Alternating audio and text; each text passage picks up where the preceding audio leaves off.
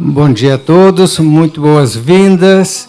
Vamos dar início, então, à nossa última jornada, já com gostinho de saudade. 3 dias intensos, mas de bons acontecimentos.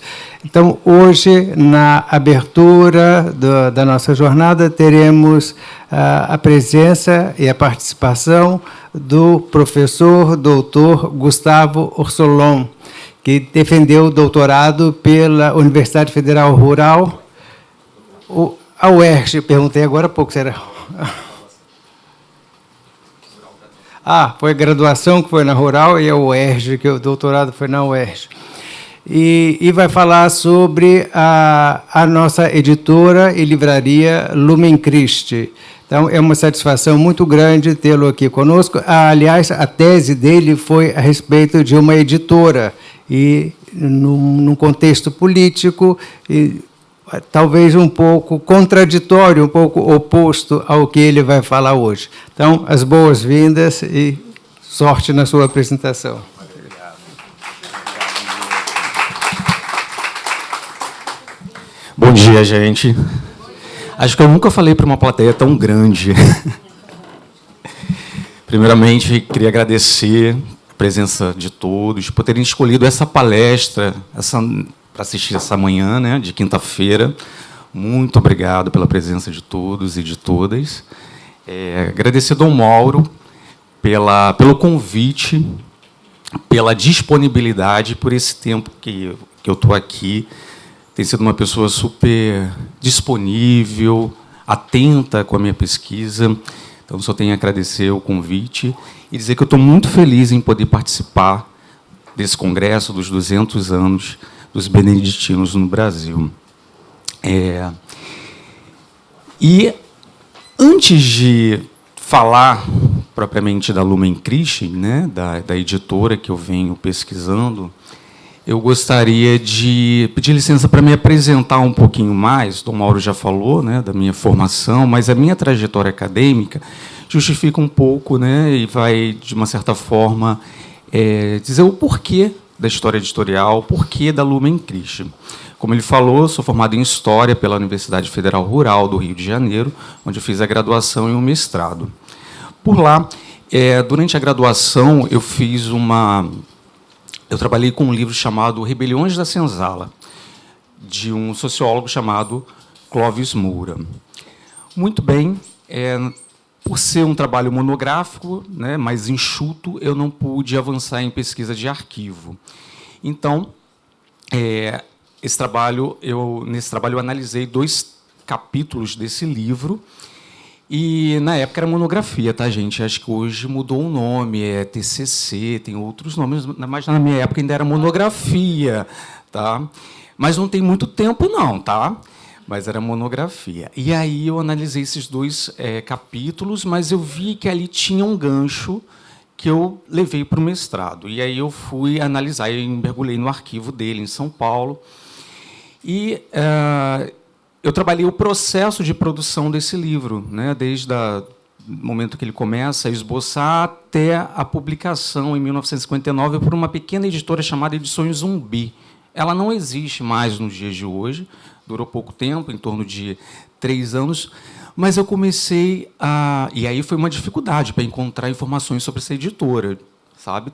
Aí, aos 45 do segundo tempo, ali, já para defender a dissertação, eu encontrei um dos fundadores, ainda, né, que pôde, na época, conceder uma entrevista. Eu digo que foi a cereja do bolo da minha dissertação. E a partir dali, eu fui fisgado pela história editorial, né? Comecei a gostar muito da história editorial. E aí eu falei assim, o doutorado vai ser, não tem outra alternativa. E aí eu fui para o doutorado.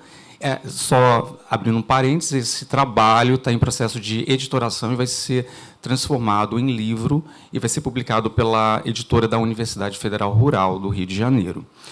E aí eu fui para o doutorado na UERJ com um tema de história editorial sobre a editora Alfa Ômega, uma editora de São Paulo, uma editora que foi bastante atuante no período da ditadura militar, né, nos anos sombrios, que a gente pode dizer. E essa editora, ela publicava, né, publicou muitos livros de resistência de autores que eram perseguidos pela ditadura, que eram censurados, que foram censurados. Então, ela teve uma atuação bastante importante nesse período. Ela foi inaugurada em 73, em plena ditadura, publicando autores que eram, de uma certa forma, contrários ao regime, enfim. A tese também foi transformada em livro, foi publicado, foi lançado em 2023 pela própria Alfa Ômega em comemoração aos seus 50 anos. É uma editora que ainda está em atividade no mercado editorial. Seus fundadores vivos e atuantes. Muito bem. E aí, um belo dia, eu chego aqui no Mosteiro de São Bento para visitar, como sempre, né, fazer, não era a primeira vez, e encontro o Dom Mauro. E ali a gente estabelece uma relação, uma amizade muito bacana, e ele me convida, por que não escrever para a nossa revista? Eu falei assim, aí eu fui resistente, né, naquele momento. Eu falei assim, não posso, porque não é minha área, eu não tenho bagagem, né, sobre história religiosa, história da religião, não é minha área. Mas eu fiquei com aquilo martelando na minha cabeça, né, gente? Algumas semanas, e aí depois eu falei assim, tá aí, a história da editora do Mosteiro. Eu acho que eu posso contribuir. A história da Lumen Christi. E aí levei a proposta para o Mauro, e ele disse, então, é isso. E aí eu comecei, então, a investigar um pouquinho da trajetória da Lumen Christi. A pesquisa que eu vou mostrar para vocês hoje é um pedacinho, tá, da pesquisa, porque ela está no seu início, então muitas respostas eu ainda não tenho. Mas eu já deixo uma pergunta aqui, né? Como uma pequena editora beneditina ajudou a difundir o movimento litúrgico no Brasil? Vou tentar responder isso ao longo da apresentação. Mas, antes disso, eu gostaria de dizer que as editoras, de uma certa forma, quando, né, eu comecei a investigar esse campo da historiografia, né, do campo editorial, a gente pode perceber que as editoras, elas não publicam somente livros, tá? Elas têm uma função social muito importante, uma função política muito importante, e, de uma certa forma, ela conversa com a sociedade, tá? E ela está inserida em um contexto, e esse contexto, de uma certa forma, vai influenciar a sua atuação. Tá? Muito bem. Então, foi dessa forma que eu cheguei ao tema da Lumen Christi. E aí pode passar o próximo... Ah, está aqui? Ah, não sabia, desculpa. Pode passar, pode ficar ali com você. Então, o que acontece?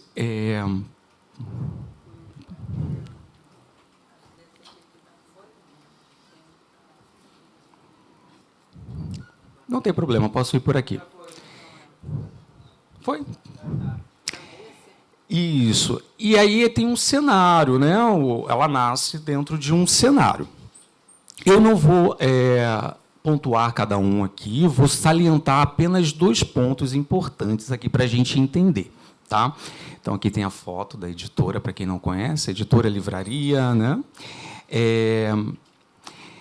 2 pontos importantes. Ela nasce oficialmente em 1938. Oficialmente, mas a gente vai falar já que o processo começa antes. Mas, oficialmente, o selo acontece em 1938.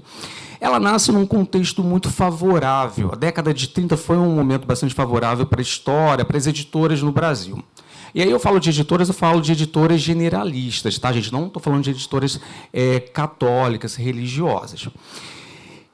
Nesse momento, houve o que a gente chama de um surto editorial no Brasil, década de 1930. O que acontece? Muitas editoras que já estavam em atividade, então elas conseguem ampliar a sua publicação, as suas publicações, a sua produção, e algumas editoras, várias editoras, surgiram nesse momento que a gente chama de surto editorial, década de 30. Então, a editora está nascendo em 1938, nesse momento favorável aí para as editoras. Tá? Além disso, Um outro ponto que eu gostaria de destacar é o contexto do movimento litúrgico no Brasil, tá? Que ele vai vir também na década de 1930, mais especificamente em 1933, né, quando vem para o Brasil o beneditino, monge beneditino alemão, Dom Martinho Michelet, né?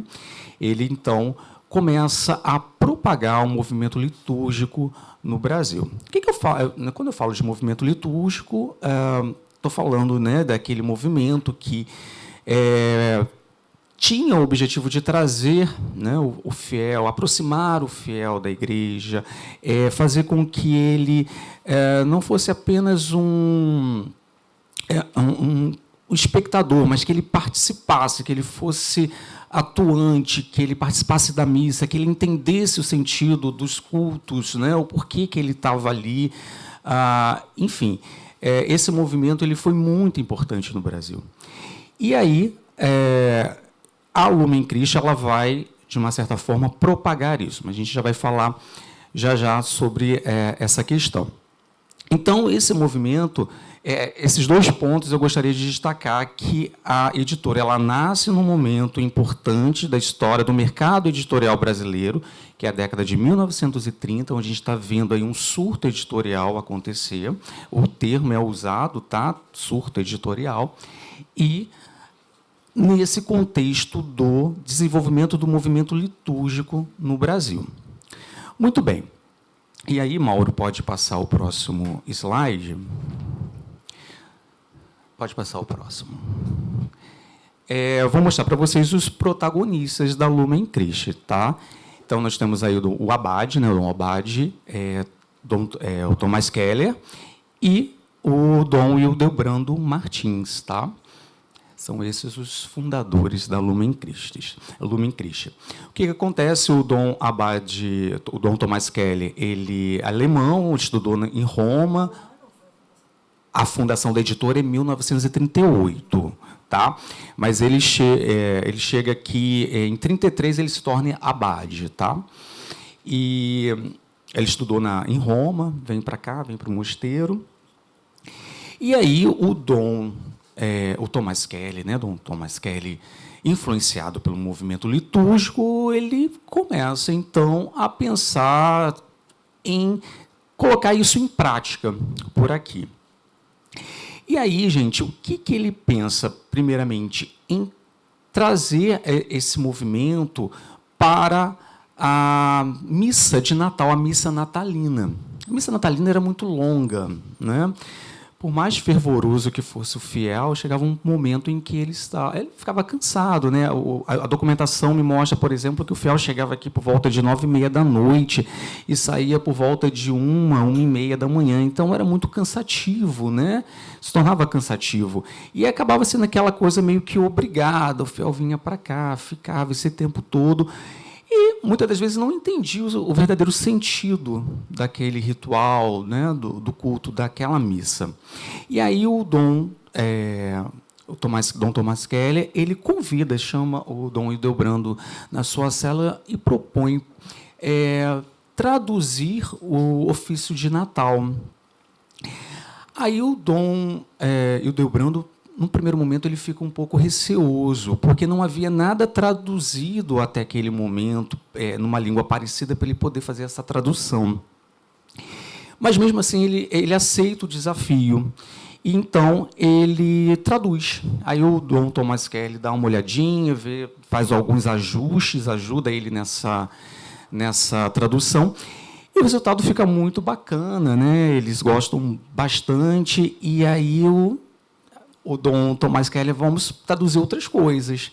E aí vai traduzir, então, Pentecostes e vai traduzir Páscoa. Esses dois textos, né? Tanto é que eles vão ser compilados depois num único livro. Eu vou mostrar depois para vocês a capa desse livro. Eles serão compilados num único livro. E aí deu muito certo, né? Mas isso em 1975, sem selo ainda da editora Lumen Christi, apenas ali com o título, né, do Mosteiro de São Bento. Mas o que o próprio Dom Tomás Keller também deixa isso claro na documentação, que foi a origem da plantinha. Ele utiliza essa palavra, foi a origem da plantinha, a origem da Lumen Christi. Muito bem. Então, a inauguração da editora, ela acontece em 1938, com o lançamento do livro Vida Litúrgica. Vida Litúrgica, de Dom Lambert Bedouin. Pode passar, por gentileza. Que é esse livro que vocês estão vendo, né? A capa dele foi o primeiro livro da Lumen Christi.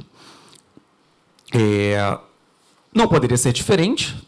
Dom Lambert Bedouin, figura importantíssima do movimento litúrgico na Bélgica. Tá? Esse livro tem o prefácio de Dom Martinho Michelet e foi traduzido por Marques de Oliveira. E não é minha intenção aqui fazer um resumo do livro, mas eu gostaria de salientar duas coisas que ele apresenta, que é muito interessante. Logo no primeiro capítulo desse livro, que é intitulado Princípio Fundamental, o autor chama atenção para a participação ativa dos fiéis, sem distinção. São palavras dele, sem distinção. Então, o que ele quer? Ele quer fazer um chamado. Logo no primeiro capítulo, ele faz um chamado. Um chamado para essa participação coletiva na vida litúrgica. E aí, no segundo capítulo, que é intitulado Tempos Atuais e Natureza do Mal, ele vai mostrar o seguinte: existe um problema, tá?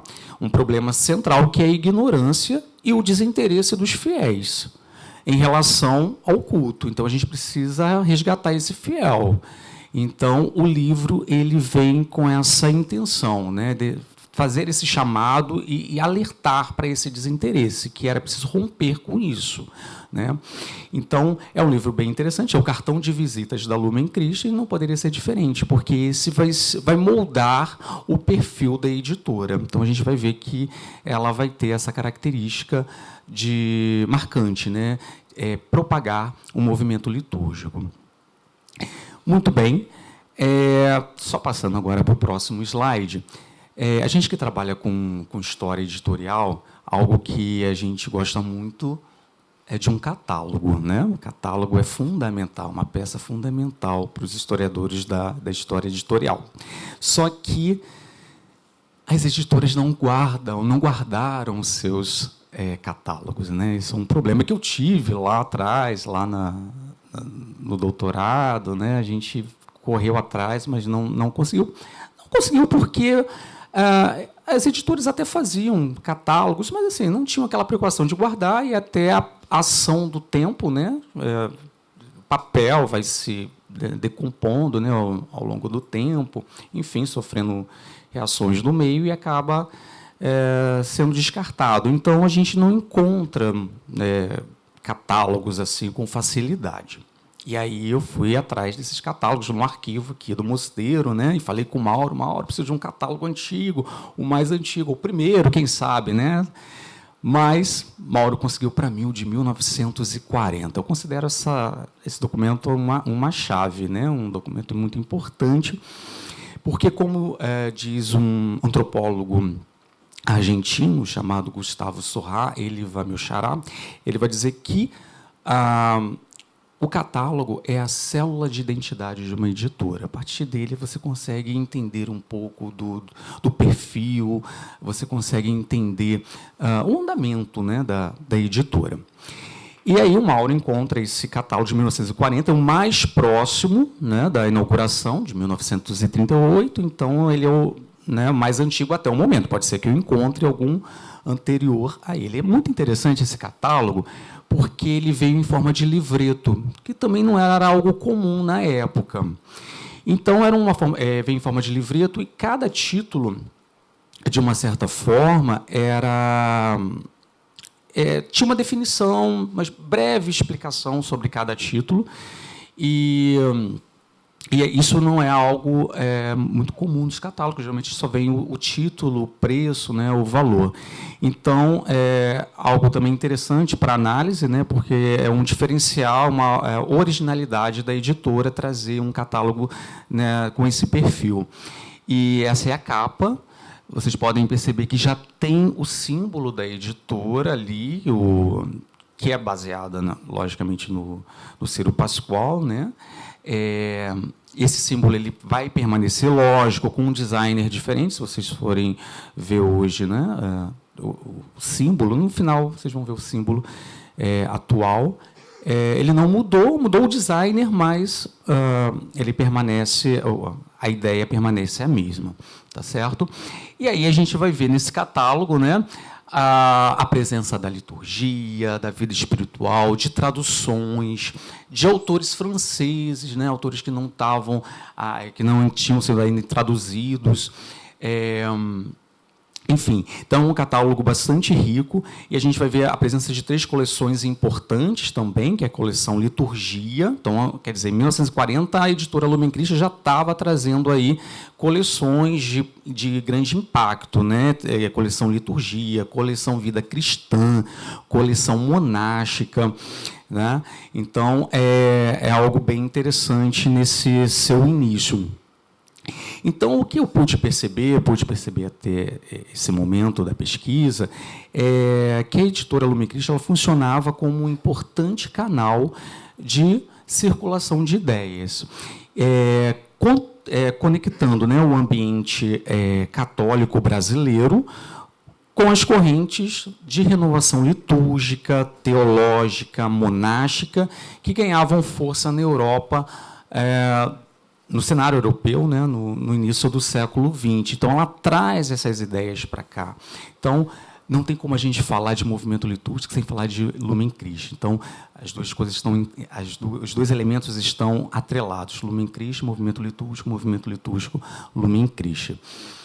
Então, esse catálogo tem sido algo bem interessante para a pesquisa, mas aí eu quero mais, né, gente? Eu não quero ficar só nesse catálogo. Eu preciso de outros catálogos para poder entender a evolução da editora. Será que esse perfil se manteve ao longo do tempo? Será que ela mudou ao longo do tempo? Por exemplo, a gente tem uma editora de Petrópolis muito famosa, a editora Vozes, né? E a editora Vozes, por exemplo, ela muda o seu perfil ao longo do tempo, né? Então, ela começa com uma editora religiosa e tal, e depois ela vai abrindo o seu leque. E o que já posso adiantar é que a Lumen Christi não muda o seu perfil, ela permanece com o mesmo perfil. Mas eu preciso comprovar isso, né? Porque o historiador precisa comprovar as coisas, né, gente? E aí eu comecei, então, a criar um catálogo para a editora dos anos posteriores a 1940. Porque, como eu não tenho catálogo, eu vou precisar criar um, né? E aí eu tô nesse momento, né, criando esse catálogo de 1941 até 1959. Como que eu estou fazendo isso? Buscando informações nos jornais de época. A gente tem uma ferramenta muito bacana, que é a hemeroteca, da Biblioteca Nacional, não sei se vocês conhecem.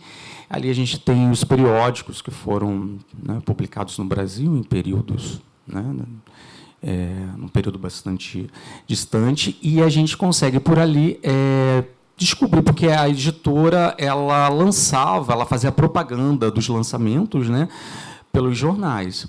Então, por ali eu estou conseguindo alguma coisa, né, pela própria biblioteca aqui da faculdade.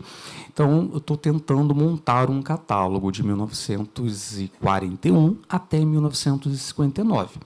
Justamente para comprovar, né, essa questão do perfil da editora. Mudou, não mudou, né, o que ela trouxe de novo depois.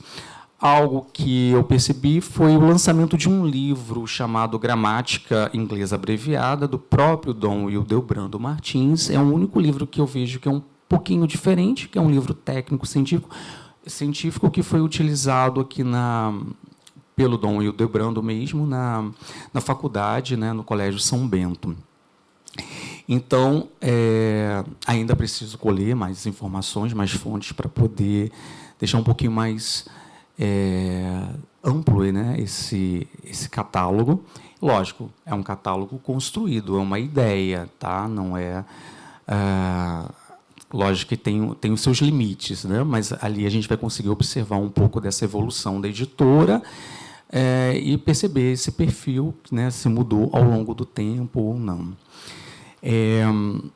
E aí, pode passar.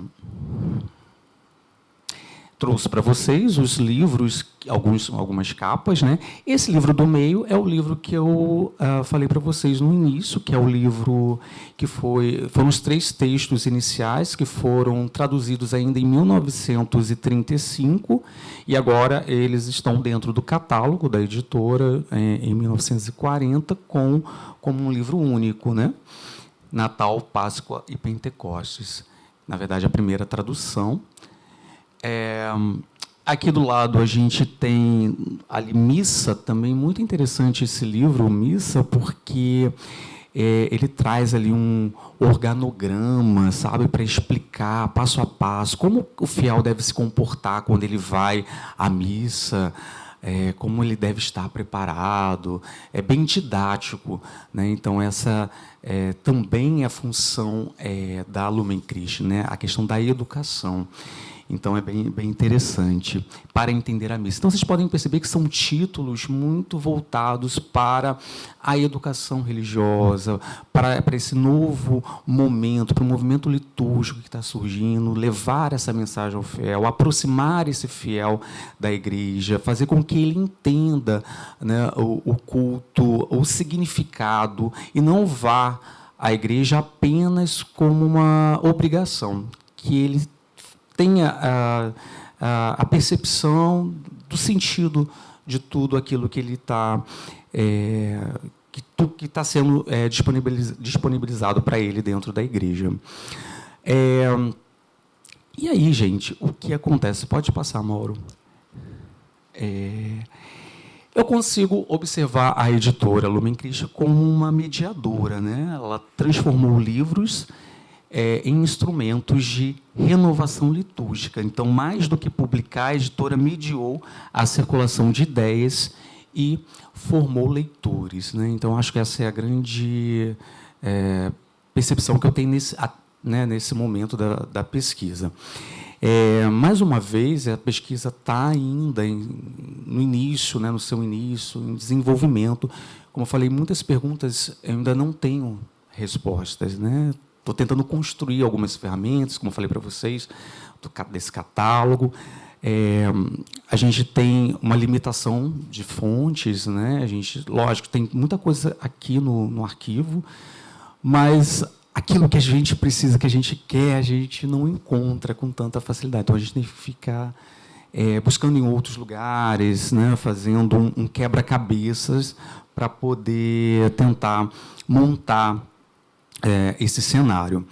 E aí, eu gostaria de deixar uma parte dessa palestra justamente para a gente dialogar, né? Eu nem chamo palestra, né? Mas essa troca de ideias que a gente está tendo aqui, para a gente poder dialogar, para que vocês possam tirar algumas dúvidas, né? Fazer algumas perguntas. E a gente podia deixar esse tempinho para que, caso alguém tenha alguma curiosidade, que eu possa responder nesse momento. Queria, mais uma vez, agradecer a presença de vocês, por terem escolhido esse momento. Foi um prazer, e está sendo um prazer enorme estudar a Lumen Christi, porque está sendo um novo campo para mim, né? Porque, como eu falei, eu venho da história política, Brasil República, ditadura, censura, e agora estou caindo no meio religioso, um campo ainda desconhecido para mim, né? Mas está sendo muito instigante, muito prazeroso conhecer esse novo cenário. Queria, mais uma vez, agradecer a presença de todos e a gente abre, então, para algumas perguntas.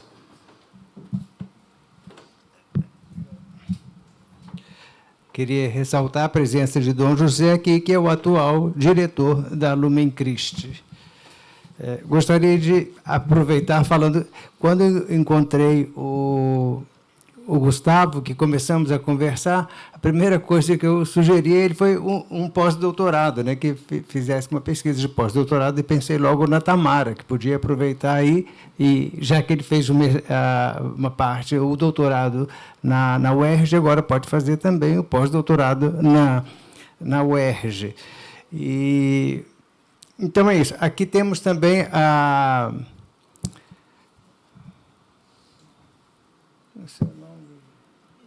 Ai, desculpa, a Irene. A Irene também está já insistindo, é a oblata daqui do Mosteiro São Bento do Rio de Janeiro, insistindo para falar das traduções de Dom Marcos Barbosa, particularmente do Pequeno Príncipe e do Menino do Dedo Verde.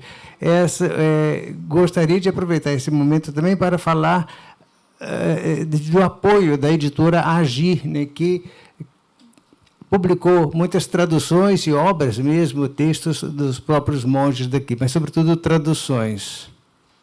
Uma coisa que eu particularmente lamento é que os nossos antepassados, os nossos confrades antepassados, não guardaram todos exemplares da Lumen Christi. Então, temos hoje publicações esgotadas e que não se encontra em lugar nenhum dessas publicações. Algum comentário, alguma pergunta, por favor, Dom José? O microfone lá, por favor. Eu queria fazer uma pergunta.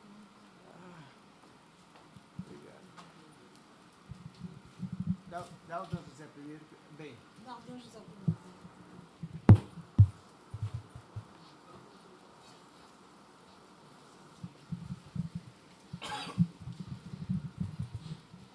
Eu estou péssimo de memória, então eu nem sei se eu já encontrei com o senhor ou não. Já falamos pessoalmente? Sim.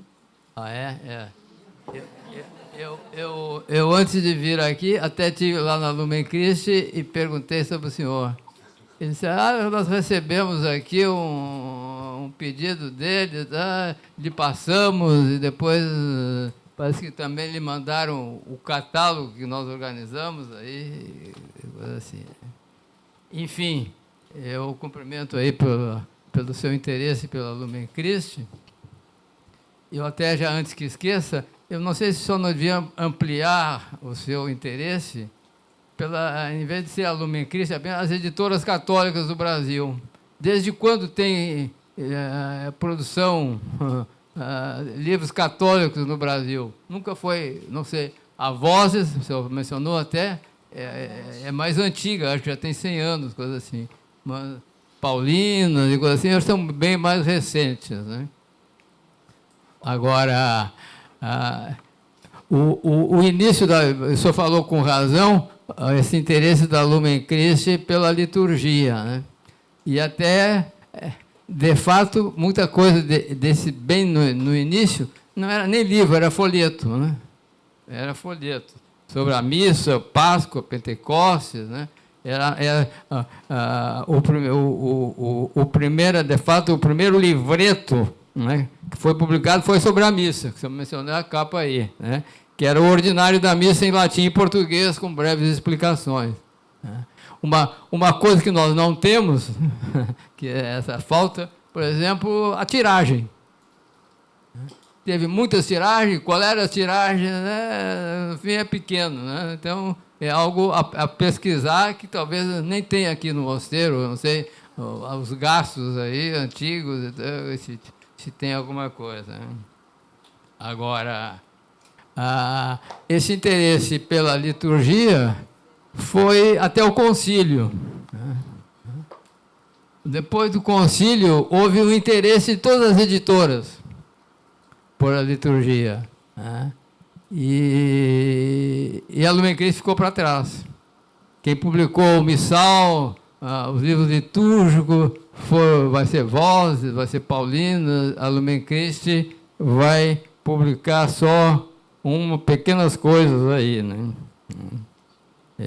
De liturgia. Então, aí é a mudança de interesse, né? Que teve. O Dom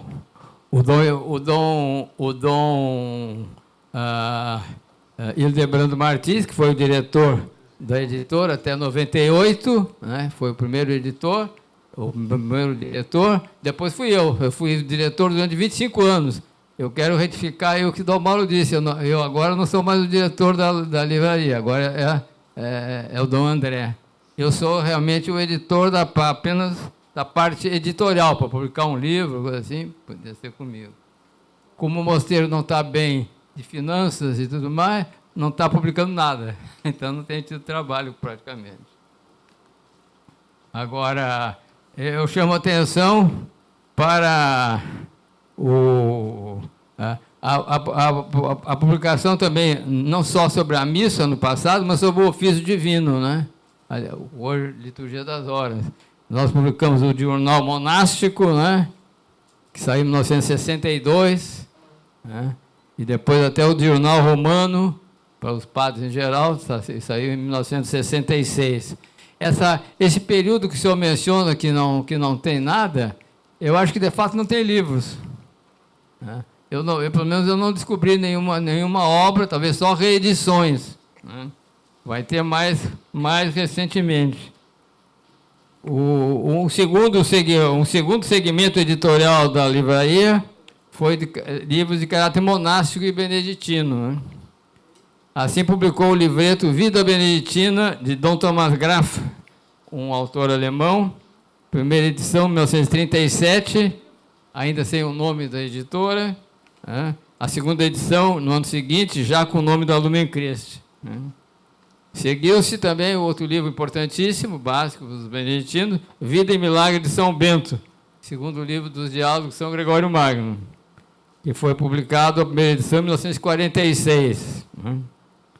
Depois saiu Os Monges Beneditinos no Brasil, esboço histórico, Dom Joaquim de Luna, que foi bastante mencionado ontem aí, né?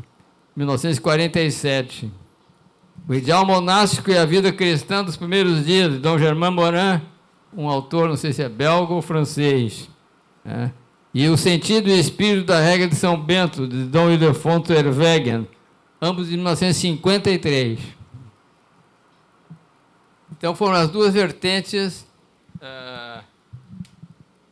principais, mas eu acho que, na verdade, foram únicas, né? Não tem outros livros, né? Nessa fase inicial da editora. Agora, não, tem uma terceira, assim, que eu menciono aqui, que o senhor até mencionou de passagem, que é livros para os alunos do Colégio São Bento.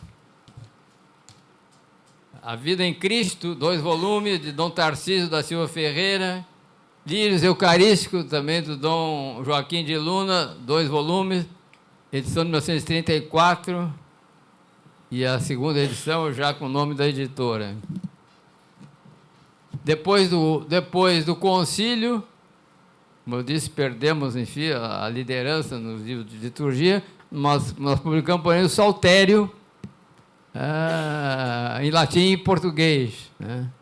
Não existe outra edição do Saltério em latim e em português, depois saiu até só em português. E estamos publicando, desde o início, o lecionário para o ofício divino monástico, né? Que saíram 3 volumes, de 1995, 99, 2000, e ainda não saiu o Tempo Comum, que é mais difícil, é maior. Aí é trabalho do nosso Dom Matias. Agora, na área dos livros monásticos, várias obras podem ser assinaladas. O grande destaque é, naturalmente, a Regra de São Bento. Interessante que, porém, a primeira edição, a Regra de São Bento foi traduzida para o português por Dom João Batista, Dom João Evangelista Enu, né? Que era latinista, foi prior aqui do mosteiro. Tá?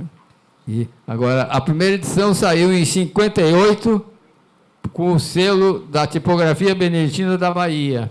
Nem foi aqui. E nem sei se a Tipografia Beneditina da Bahia publicou algum outro livro. Ficou só nesse do Dom João.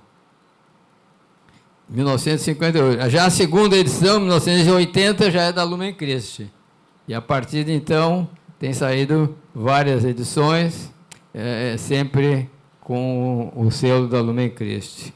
Depois saiu uma edição em latim e português, né? Pequeno formato, só em português. A Vida e Milagre de São Bento, a tradução de Dom Leão Dias Pereira, saiu em 46, eu já mencionei, com prefácio de Dom Tomás Keller. Né? Novas edições saíram posteriormente, até a quarta, em 1966. Uma quinta, com introdução e revisão do Dom Justino de Almeida Bueno, saiu com coedição da editora Subiaco, das Monjas de Juiz de Fora. E, aliás, é uma questão que está havendo, ultimamente, vários livros, a Lumen Christi, não eu, foi o Dom Abade Roberto, o Dom Justino, que saiu sobre coedição com a editora Subiaco. Algumas reedições de livros, tudo, com o selo Lumen Christi e Subiaco. Mas foi impresso tudo lá em Juiz de Fora. Uma coedição também da Subiaco, na Cosa Nossa, são os Apoftegmas dos Padres do Deserto, né?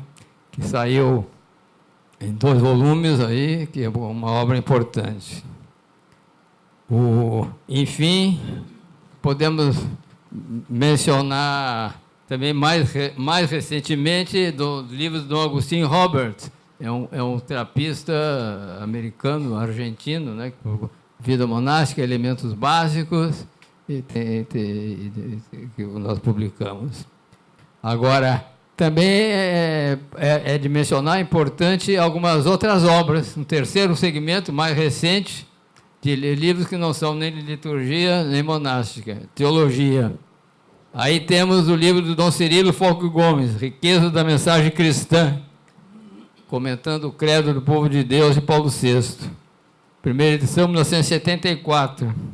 Segunda edição, revista e ampliada em 81. E outro livro importante, A Fé Católica, Documentos do Magistério da Igreja, de Justino Colantes, que faz concorrência ao Denzinger, a obra que publica todos os documentos teológicos da Igreja. Todos esses livros estão esgotados, né? E é de registrar também a publicação pela Lumen Christi, desde fevereiro de 81, da revista Pergunte e Responderemos, do Dom Estevão, até a sua morte, saiu mensalmente até 2008.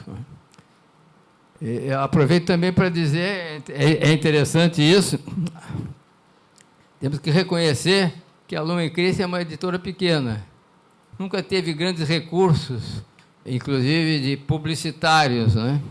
De forma que, curiosamente, tem vários livros importantes de monges do mosteiro que não saíram sob o selo da Lumen Christi. O Dom Mauro falou da Agir, por exemplo, né? E outros, né? O Dom Marcos, acho que só publicou um livro com a Lumen Christi. Os outros foram com a Agir.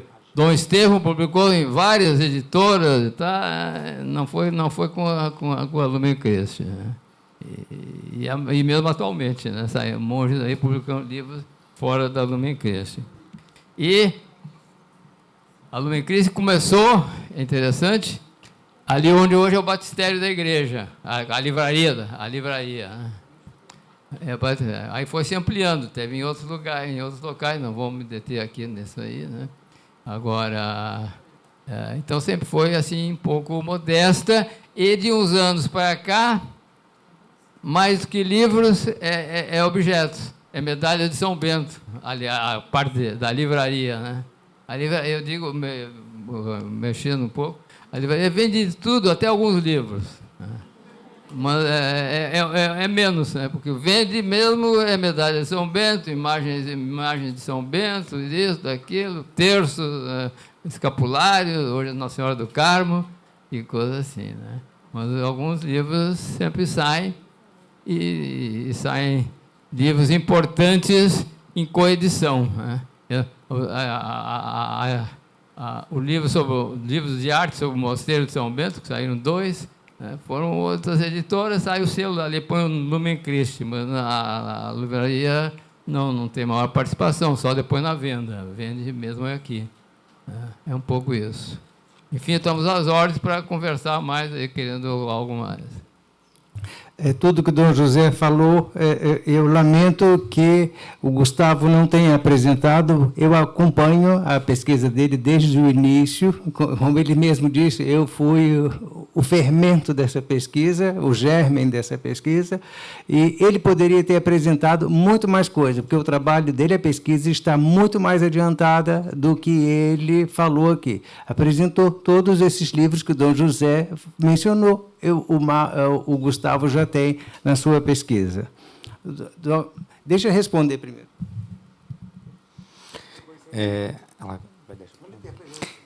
A Agir, né, o Mauro falou, foi uma editora muito importante, foi uma parceira da Lumen Christi.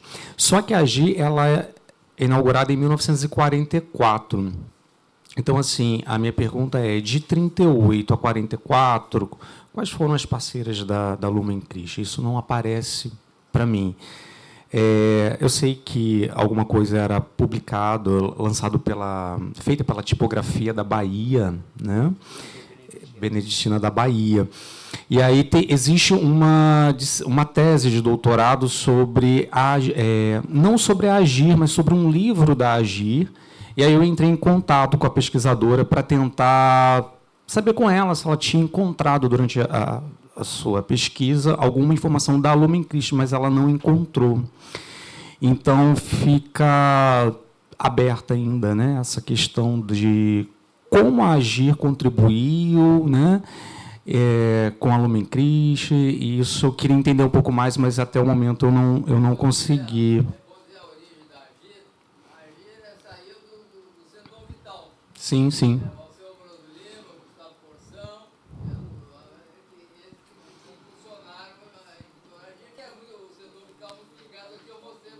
Sim, sim. A minha intenção era saber se, durante a pesquisa, como ela investigou a editora, né, para ver se ela tinha encontrado alguma informação ali relacionada com a Lumen Christi, mas ela não encontrou. O meu recorte ele vai de 38, né, que é a inauguração da editora, até a década de 50, porque a gente tem que fazer recorte, né, gente? Senão a gente não consegue fechar o trabalho nunca, né? E aí eu vou até a década de 50, tá? O Dom José falou de algo muito interessante, né? Ele falou, por que não estudar as editoras católicas no Brasil? Por que não estudar os livros católicos no Brasil? Realmente há uma lacuna sobre isso, né, na historiografia. É uma grande dificuldade para a gente que trabalha com história editorial, religiosa, no caso. A gente tem bastante coisa produzida sobre história editorial, mas editoras generalistas, né? Principalmente editoras que, durante o período da ditadura. Então, a gente tem Brasiliense, né? Enfim, muitos trabalhos, vozes, a gente até encontra, mas, fora isso, a gente não tem trabalhos sobre editoras católicas no Brasil. A gente tem pouquíssimos, né? Eu faço até um levantamento, talvez uns 9, 8 trabalhos relacionados à história das editoras católicas no Brasil. Então, assim, há uma lacuna.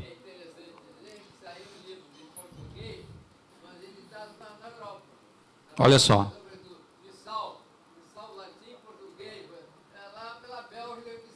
Aham.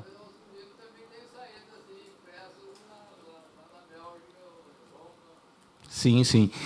E então, assim, em relação à história editorial, né, trabalhos acadêmicos, a gente tem ainda uma lacuna, né, sobre a história das editoras católicas. Eu sei que eu estou estourando o tempo aqui, porque a gente já está na... Não quero... Só falando a última coisinha aqui sobre a tiragem, né? Dom José apontou ali, realmente é uma dificuldade. Eu quero entender qual foi o best-seller da editora, né? Toda editora tem o seu best-seller. Até o momento, eu acredito, né, isso pode mudar, foi o livro Primeiro Ritual Romano, tá? Mas eu ainda preciso investigar um pouquinho mais para confirmar se realmente foi esse o best-seller da editora. Esses dados estatísticos, as fontes não mostram muito para a gente, sabe? Então, deixa uma dúvida. A princípio, é o Primeiro Ritual Romano. a ideia de Dom José de falar sobre editoras católicas, ótimo, louvável isso. Mas o trabalho é do Gustavo, ele sabe o que vai fazer. Mas eu acho que o foco dele é Lumen Christi. O meu interesse particular que ele escreve é Lumen Christi. É claro que ele pode até citar no primeiro capítulo as outras editoras, mas eu, como beneditino, tenho interesse que ele estude a igreja, a Lumen Christi. E uma questão que pergunta, por que os monges não publicaram na Lumen Christi, publicaram em outras editoras? Por quê? Por que será? Então, Agostinho, qual a sua pergunta? Não, é coisa rápida, porque o senhor falou alguma coisa sobre a inexistência de alguns livros. Existe uma quantidade imensa de bibliotecas de institutos religiosos por aqui, pelo Rio de Janeiro, outros foram fechados. Então, será que não existe a possibilidade de estar em algum deles? Se a gente pode fazer depois, com o senhor, uma lista dos livros e depois sair procurando. Porque tem algumas casas, por exemplo, tinha uma casa da Real Grandeza, que o Dom João Enu parece que trabalhava, acho que era das Dominicanas. O que fez com o acervo dali? Tinha as Dominicanas ali na Voluntários da Pátria. Nos dois casos tem agora tem edifícios modernos lá, nos lugares. Onde foi esse acervo? Então, pode ser que se encontre em algum lugar, alguma biblioteca. Algumas pessoas idosas tenham, talvez, esse acervo. Muito boa ideia, excelente, eu acho, conto com a sua colaboração nesse sentido. Irene. Gustavo, parabéns pelo seu trabalho, excelente. Elogio, toma.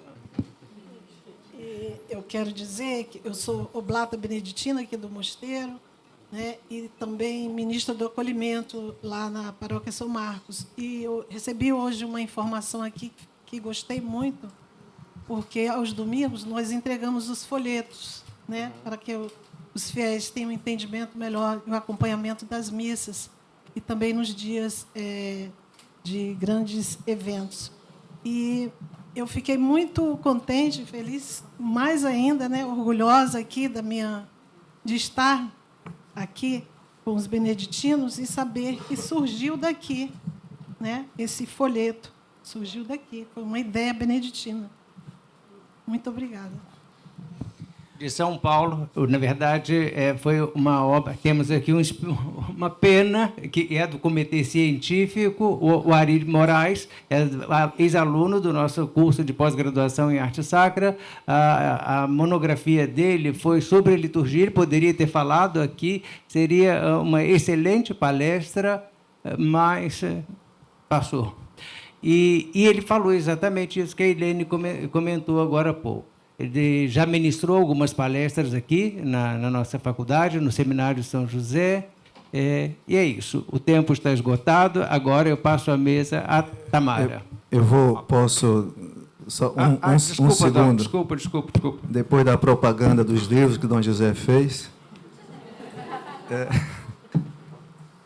eu creio que no contexto dos 200 anos da congregação, claro que seu recorte é da Lumen Christi, não sei se caberia na pesquisa do senhor, ou até num doutorado, ou alguém presente de se entrar nesse mundo, de pesquisar não só a Lumen Christi, que é importante, mas a tipografia beneditina lá em Salvador, que nasceu, segundo a data, 1940. Aí quem nasceu antes, o ovo ou a galinha? Então, foi a Lumen Christi ou foi a tipografia beneditina em Salvador que foi responsável pela publicação das obras de Clemente Silva Nigra? Foi citado aqui também o Paulo Lemaia, né, um artista gráfico, e que foi tão importante na tipografia. Então, além da Lumen Christi, creio que nesse contexto dos 200 anos da congregação, a tipografia beneditina tem um papel importantíssimo, como, diria, quase que vanguarda na publicação. Me pergunto se ela não publicou antes, aí Dom José, não sei se tem essa informação, se a tipografia não publicou antes do que mesmo a Lumen Christi. O senhor datou a Lumen Christi em 1938. A tipografia diz que é de 1940. Mas o Paulo Lemaia, eu acho que é de 1900, é antes, e ele produziu muita coisa gráfica para a própria tipografia. Então, tem aí um choque de datas, uma imprecisão que mereceria uma pesquisa e um aprofundamento. Não sei até se no trabalho do senhor, que está em formação, de contextualizar a tipografia ou a Lumen Christi, ambas nesse contexto de início de publicação da congregação como um todo, não apenas a Lumen Christi. É apenas um dado que eu acho interessante. Como eu disse agora há pouco, eu lamento que ele não tenha apresentado toda a pesquisa dele. Ele já abordou, Dom Abade, no texto que ele já elaborou, ele já abordou, realmente, faz uma introdução, faz uma apresentação a obra de Dom Clemente da Silva Nigra e a editora beneditina, a tipografia beneditina. Realmente, o cerne, o período da